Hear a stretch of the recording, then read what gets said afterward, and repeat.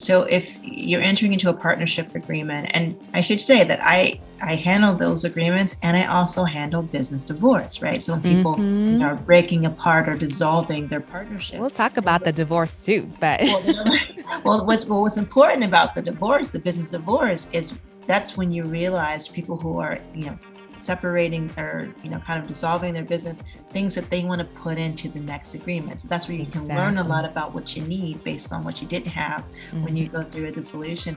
So, with respect to when is the right time to enter into a partnership agreement, I always think that before the documentation is solidified, you want to have a conversation with your potential partner. With this prospective person, you want to talk about more than just the vision. While things are good, What do you do when you and your co founder or business partner just can't get along? How do you get past all of that conflict so you can keep on building a thriving business?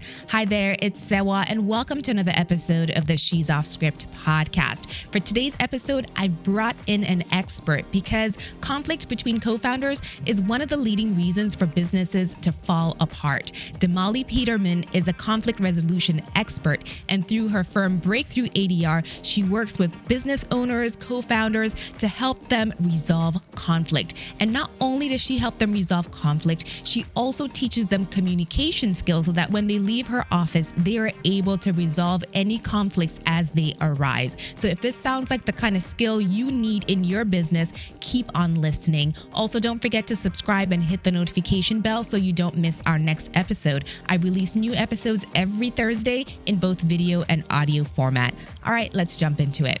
Damali Peterman, welcome to She's Off Script. Thank you for being here. say, well, it's wonderful to be here. So, for any of our listeners who have not come across you before, could you share who you are and what you do? Certainly, my name is Damali Peterman. I am the CEO and founder of Breakthrough ADR.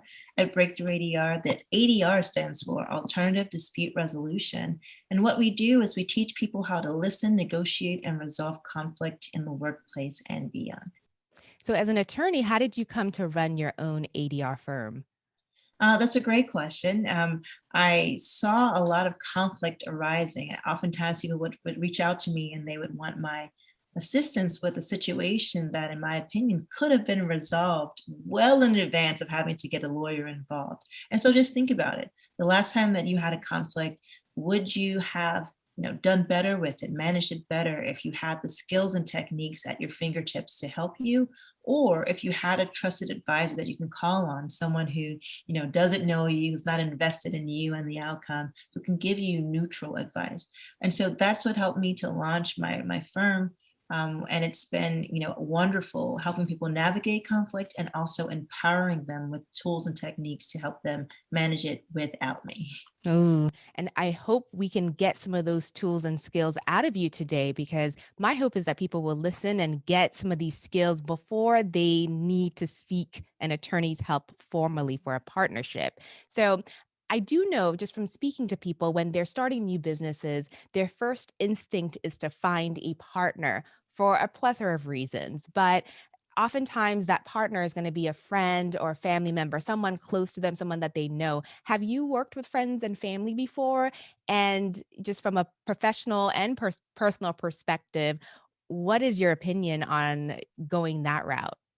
Oh, that's an excellent question. Well, it's interesting because oftentimes when you're just starting up, you have to somewhat rely on the kindness of people in your inner circle. Hmm. Typically, a lot of companies start up with little to no capital, and so oftentimes, even though we have an economy where people can hire folks on, various platforms for short to medium term engagement, oftentimes it's the sister, the brother, the cousin, the best friend who you can rely on and depend on to kind of help you launch your vision.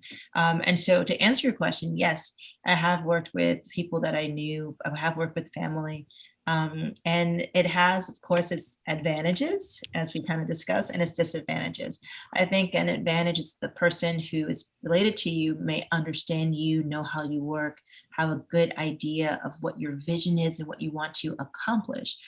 So more so than someone who may not be as familiar with you on a very personal level. A disadvantage is that when you cross and mix rather business when people always say business with pleasure, but when you connect cross business with family, it can have its ups and downs, right? Because now you're connected in various ways. Oftentimes, when people are working with people who they know, they don't put in place some of the protections that I would advise anyone to put into place when you're starting out a new relationship, a new business relationship. So making sure that if you have someone who's helping you as an independent contractor, that it's clear what the independent contractor relationship entails. That things are very spelled out with respect to compensation, with respect to ideas and technology, with respect to proprietary rights for intellectual property, etc. Because when everything is great, say, well, everything is great. But Yep. when things go sour, that's when you need to have these things in place so that people know what to do if there is an issue. So, oftentimes, as you mentioned, when you're first starting a business, you're not making a lot of money. So, what is a good alternative for people who may want to go the DIY route for getting some of the protections in place that you mentioned? So there, as far as do it yourself, I have to be very honest with you. I I don't love well, let me say it this way. There are a lot of benefits to having you said DIY for do it Hmm. yourself, Yep. contracts and forms. There are a lot of internet resources available to help people. I Hmm. don't love that as a blanket answer to as a blanket solution to anyone looking for legal advice, because there are a lot of nuances to what people are doing that you can't really get from a plain vanilla contract or form, right? And Hmm. so and if you don't have a legal background, you have to know the questions to ask to understand whether it's appropriate for you, Exactly. right? And so Exactly. the form is only going to work based on the information that you provide, whether you talk to someone on the phone as in a consultation, or you just Google whatever you're Googling to access that document. So, for people who are just starting out, depending on what it is. So if you're trying to form a business entity, every state will have a process that's rather user friendly for you to decide whether you want to form an LLC or a partnership Hmm. or an LLP, whatever it is you have in mind. They'll ask you some questions. There's usually guidance on the state's website, but every state website that I've seen that gives this guidance always tells you to consult with a lawyer, right? Yep. Because there may be more to the scenario. But as far as those protections you're talking about for do it yourself, if you're working with a partner, some of the things you want to think about when you're protecting yourself is one, if you don't have a lot of capital up front, how are you paying the person? Are you paying them, on a recurring basis? Are you paying them with some equity, right? So are you Mm. deciding you want to allocate a certain amount of equity in your company to this person? Do you want to pay them for milestones, achievements?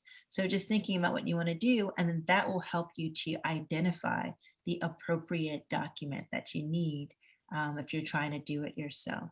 But some people say, oh, well, can we just have a handshake deal? Mm. Um, it depends, right?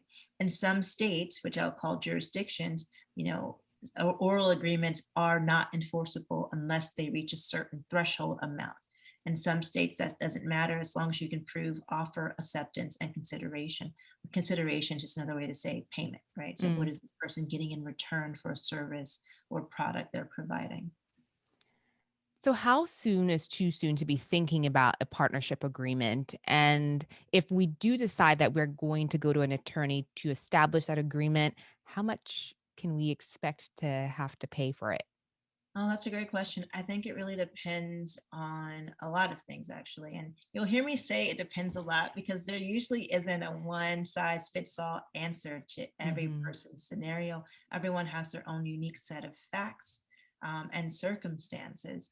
And so if you're entering into a partnership agreement, and I should say that I handle those agreements and I also handle business divorce, right? So when people Hmm. are breaking apart or dissolving their partnership. We'll talk And about the divorce too, but well, what's important about the divorce, the business divorce, is that's when you realize people who are, separating or, kind of dissolving their business, things that they want to put into the next agreement. So that's where you can learn a lot exactly. about what you need based on what you didn't have when you Hmm. go through a dissolution. So with respect to when is the right time to enter into a partnership agreement, I always think that before the documentation is solidified, you want to have a conversation with your potential partner.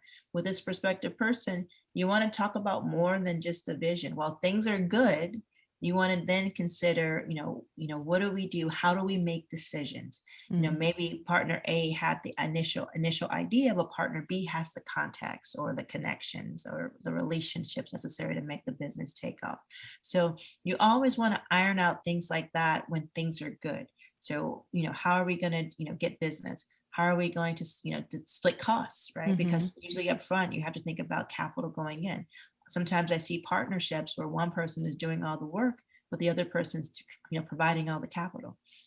What is weighed more, and when should it be reevaluated so you can know, if things should change? Because sometimes things start off one way and no mm, one has ever reevaluated the relationship to see if they should make any alterations to how the partnership is working. So I don't think to answer your question, it's too soon to enter into an agreement. You can always amend an agreement.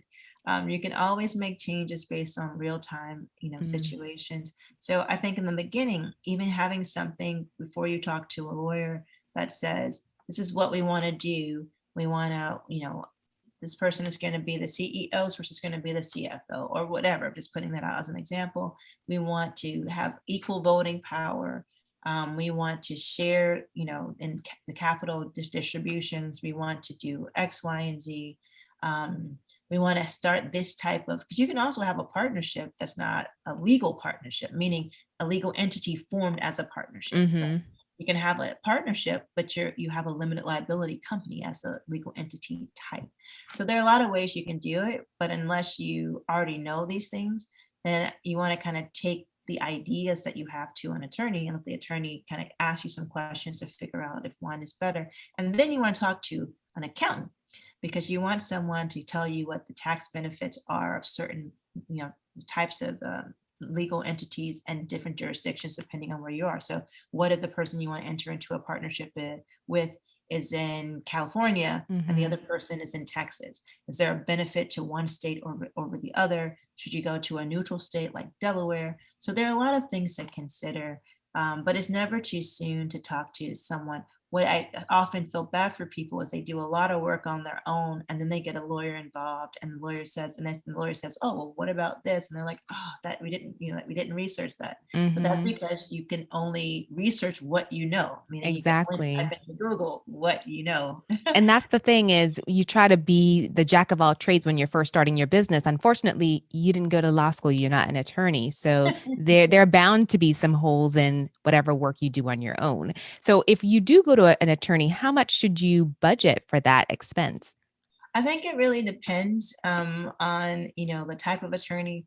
Um, Sometimes people go to the wrong type of attorney. If they may say, "Oh, I know someone who's an attorney, let's ask him," and that attorney may be an attorney that focuses on wills, trusts, and estates. And what Mhm. you need is someone who's more familiar with corporations, business transactions, business formations, things of that nature. And so it depends on the jurisdiction. It depends on what you're bringing to the table.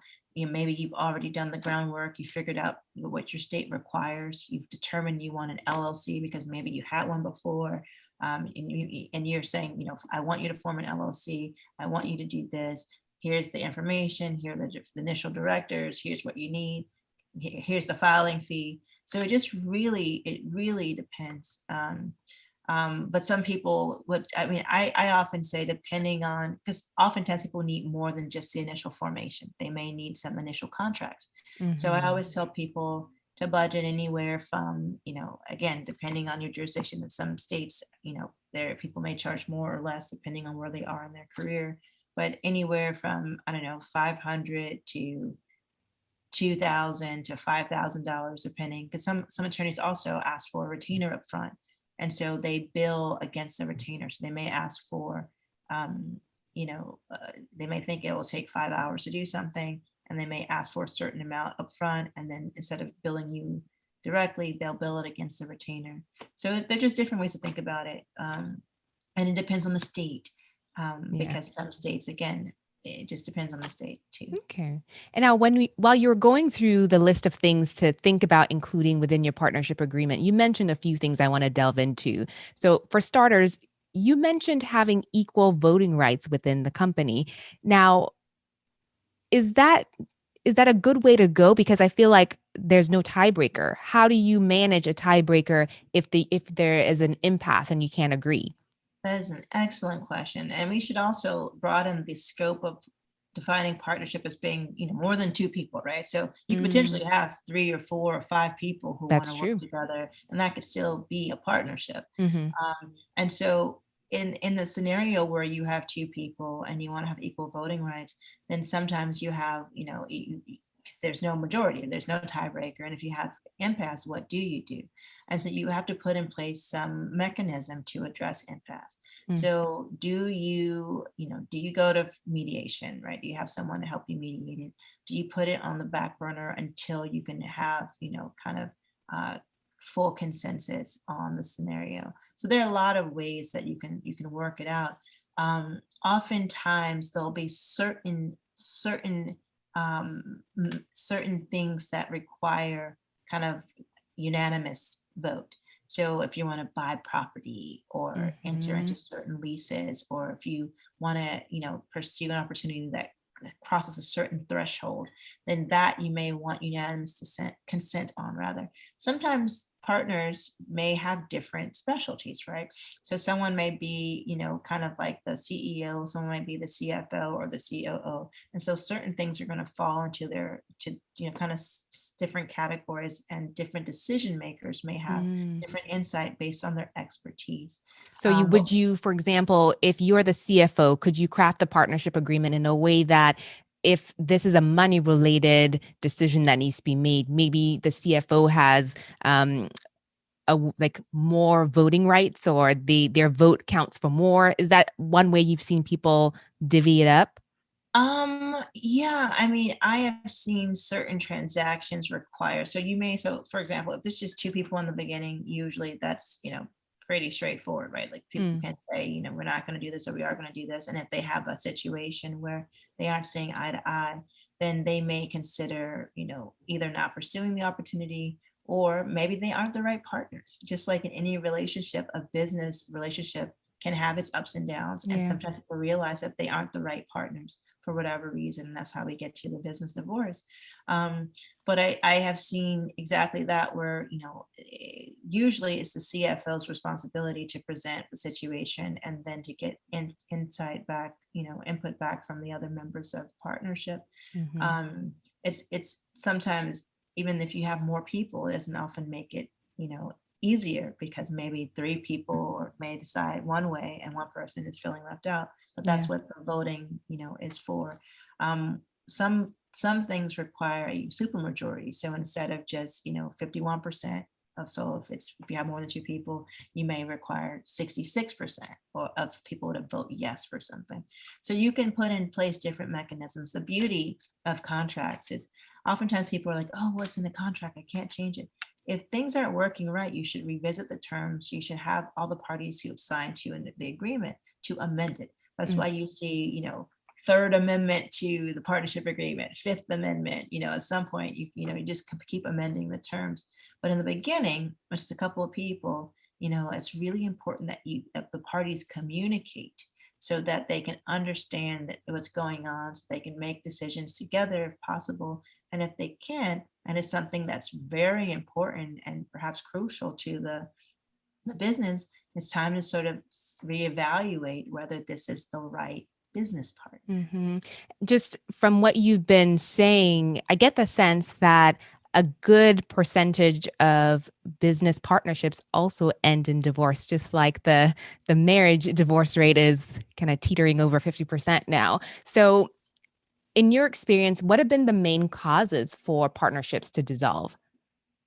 A few things. One, the vision changes, right? So maybe you start off with one vision, and let's say demand is completely different than what you thought. So say for example, if there's an organization, partners that want to start a catering business, is throwing that out there as an Mm, example.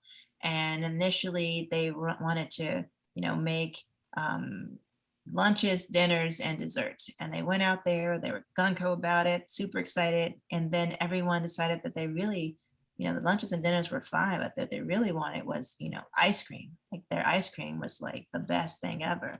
And so now you have a situation where you have to decide if you're going to listen to the market and follow the demand, Mm-hmm. or if you're going to keep doing what you want to do. What I also see happen is people, once they start, there's an imbalance in performance. And so Yeah. people often say, I do all the work and this person only does X or only does Y. Or if there's a underappreciation involved where someone feels as if they're not being appreciated or valued in the Mm-hmm. partnership. Capital can also kill a relationship if there's no access to capital, if the capital is depleted and you have to try to get funding for it, or if you're self-funding and there it feels like there's an imbalance. And also things change, people change, life Yeah. happens. I mean, Mm-hmm. sometimes people are like, we started this 5 years ago, and 5 years ago I was this person, and now today, 5 years later, I'm Not a the new same person. person. Yeah. Yeah, so that Mm-hmm. happens. Now, I know one of your specialties is helping people learn how to communicate effectively and then also learning how to listen. So, what are some of those communication skills that we can adopt early on in our business partnerships that can help us, steer the ship away from divorce in our partnerships? Well, the thing about listening, and I'm happy that you introduced that idea, because a lot of things can be thwarted with, proper pathways taken at the beginning. Mm, Um, Having a way to recognize that you're not always going to agree, and having a mechanism or a process in place to address it when it happens so that it comes across in a constructive way and that it can be received in the way that it mm-hmm. was intended instead of having a different impact. Yeah. So with listening, a lot of people listen on autopilot. And most people listen while processing what they want to say, Mm-hmm. or looking for commonalities, etc. And so when I'm teaching active listening, I want people to really focus on listening to understand where a person is coming from, and doing that by letting that person lead them to where they want to go, as opposed to asking all these questions, or showing when you understand. So, for example, when people are having a conversation, often, more often than not, say someone says, I love sunshine. The person who's listening, if they love sunshine too, they're likely to say, I love sunshine too, right? Like, isn't sun great? Like, the sun is amazing. What if you can't relate? What if you prefer nighttime? Now you have a situation where someone's talking and you're not fully connected because they aren't, you're not seeing eye to eye on what they're saying. And I'm using a Mm, very simple, hypothetical, but the way this works in a business relationship, especially to do some of the things you're talking about, which is setting up something in place so that you can kind of avoid business divorce, is you have to listen with, whether you understand or don't understand, whether you relate or can't relate, whether you can sympathize or empathize or not. What you want to train yourself to do is to listen and to kind of see where a person is going by asking, kind of repeating a little bit of what you hear them say, which shows them that you're connected to them. And then asking them open-ended questions to kind of see where they're going, right? So mm, instead of you leading them somewhere or taking control of the conversation by saying, you like the sun? I like the sun too. Yesterday when the sun shone, right, the sun rose, I was thinking, oh, it's a great day to go for a walk. And then all of a sudden you've hijacked the conversation. mm, Now, how this works with business is that oftentimes someone might say, oh, I had this great idea to do X, Y, and Z. Now, what if you had a similar or the same idea? You know, then you want to now take over the conversation to kind of show that. Well, I always tell people to pause. Pausing allows you to slow things down. It gives your brain a chance to re-engage and use executive function. So, mm, diving a little bit into the neuroscience so that you can make a cool, calm decision. Often when you're in conflict, or even if you have adrenaline pumping because you're excited about something, things are sped up. Things are going really quickly. Mirror neurons, people are like doing, kind of giving you the energy that you're getting, right? So you're kind of doing things together like this. mm. Um, And when I say like this, kind of like mirroring each other. So, someone's excited, you get excited, it's kind of going that way. And so for when you want to bring this back to listening, sometimes you have to take a moment, slow things down. Remember that, if you're supposed to be actively listening, you want to capture something that the person said, repeat it back to them, and then ask them an open-ended question as opposed to hijacking the conversation. Mm, Um, and that way, you may learn more things about your business partner. Oftentimes, I tell people that, again, a partnership, a business partnership is not unlike a romantic partnership, a romantic relationship. You're going to learn things about your partner. You're going to understand what makes them tick. You're going to understand what, gets them excited about a particular concept, and what people are most committed in when people are most committed and when people are most committed and engaged to an idea or a business is when they feel like they're bringing their strengths to the table, right? mm-hmm. And so what's key is to think about if you and your partner have, different strengths, and how to use those complementary strengths to help your business grow. Because that's where you're going to really see success, is if you're doing what you do best. Agreed, agreed. So you allow each other to feel valued in their area of expertise and flourish. And earlier you had said sometimes underappreciation is something that starts that downward spiral. So if we allow each other to shine in our areas of expertise, hopefully that helps the relationship in the long run. But what if inevitably we do end up in front of you and we do need to dissolve our partnership? What does that look like? Yeah, well, it's different. I mean, there's like the mechanical part of it, right? So whatever jurisdiction you're in, whatever state you're in, requires you to do to dissolve your, official legal entity. Um, Oftentimes when people want to go their separate ways, sometimes they've come to it, and they've made peace with it, and sometimes they're still in denial. Sometimes one person wants to do it more than, the other party or parties.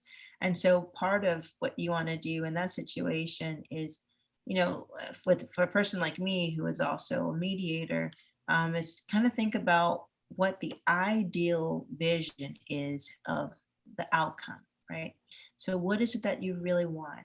And I like to tell people to kind of prepare, and think about that. If it's this catering business that we're talking about in our hypothetical company, and there's equipment, and one party knows that that they want to continue making cakes and lunches, and they need the equipment, then be honest about that so that you can kind of get something that you want, or at least put it Mm-hmm. forward so that it's not just in there inside kind of festering. If the other person, wants, something nothing to do with the business, or wants to keep the name because the name of the business is important to them, and they're going to start a printing company, Mm-hmm. and they want to use this name, you should talk about it. So the point here is to brainstorm as many ideas as you can. If you're in the situation, think about what you want, think about what you need, and then I'm going to push you further to think about why. Why Mm. do you want these things? Because sometimes if when you're all mediation is negotiation with third party there. So you Absolutely. I was going to mention what you're describing sounds like you're BATNA when you're negotiating, right? So you need to have a good idea of what it is you want out of the negotiation. Right. Well, BATNA is the best alternative. So if you don't reach a negotiated agreement, what's your Mm, best alternative? So if you go to a car dealership to buy a car and you don't get a car during that visit, your best alternative might be to take, the subway for the mm-hmm. next 2 weeks until you can make it to another dealership. Whereas in a negotiated agreement, what I want people to think about is, okay, why, for example, and throwing out, because your listeners vary across different platforms, right? Different types of industries. And so Mm, another example is I'm often consulted with people who are trying to get a salary advance, right? So Damali, how do I, improve my salary negotiations? I'm going to go in and negotiate, or to get this raise, to get mm-hmm. this new position, what should I say? And often I say, well, tell me what it is you want. And someone may say, well, I want $5,000 more a year. Okay, excellent. That's what you want. That's your position. You want this. Mm-hmm. The why is important. Why do you want this? Well, I want to get a new car. I want, to do, get daycare for my kid, or I want to be able to take a vacation, once a year. The why is important because if you negotiate for a salary increase and you're very limited in what you want, meaning you're just thinking, and if they don't say $5,000, I'm out of here, Mm-hmm. and you're not going to be creative to think outside of the box to say, well, the company has company cars. Like, what if, instead of, if they can't give me the $5,000, they can give me a company car and pay for the insurance. Now you're looking at different ways to meet your why, to meet your Mm-hmm. interests. So I always tell people, that's fine, write your position down. I always tell them also, think about what your zone of possible agreement is. So if it's a number, what is that ZOPA, zone of possible agreement, and write Mm-hmm. it down. But then write why you need those things and see if there are other ways to get those things from the person or the entity you're negotiating with. So it's good to have thought about what you're looking to see come out of your negotiation. So you're not just going round and round when you're mediating. But also to go back to what you should include in, or you should make sure is inside your partnership agreements, it sounds like you're going to need to enter that we should have a mediation as opposed to going straight to court. Is that something that you can specify? Well, mediation, so sorry, to go into your partnership agreement, tell me that, say that one more time for me. Should you be specifying that if we have a dispute, we should go for mediation as opposed to going to court? Thank you. That was the right question, and I just totally missed it. So, on the one hand, I think the answer is definitely. Mediation, arbitration is usually a process where, so in alternative dispute resolution, you have negotiation where you have the two or more parties who are trying to sort something out on their own. Mm. After that, then you have sort of conciliation or shuttle diplomacy where two parties have someone in the middle who's just going back and forth, like shuttling back and Mm. forth to help. Then you have mediation, where you have a third party who's talking to both parties, who's trying to help the parties come up with their own outcome. So the mediator and the person who's the conciliator, kind of facilitating that conversation and Mhm. the shuttle diplomacy, they don't have any decision-making power. They are helping you come to your own decision. Then you move to arbitration, where now you have a person, a third party neutral, who does have decision-making power. So the outcome is no longer solely up to you when you are like as it is when you're in mediation or working with Mm. someone who's more of a conciliator. And Can then of course, arbitration be binding and non-binding? arbitration can be binding or non-binding depending on the terms you agree to.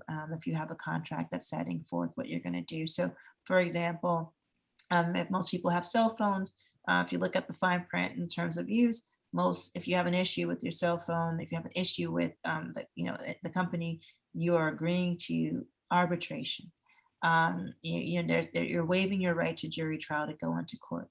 And then the Mm. last item of ADR continuum is litigation, which people are most familiar with litigation. That's popularized on TV. You have Yeah. all these shows where you have a judge and a jury. You see that happening in the world on the news. So most people are familiar with that. But in that scenario in litigation, it's not, people want their day in court, but the day in court may come years after the event happened, right? Mhm. So it's usually not the fastest route for resolution. It's usually the most expensive route for resolution.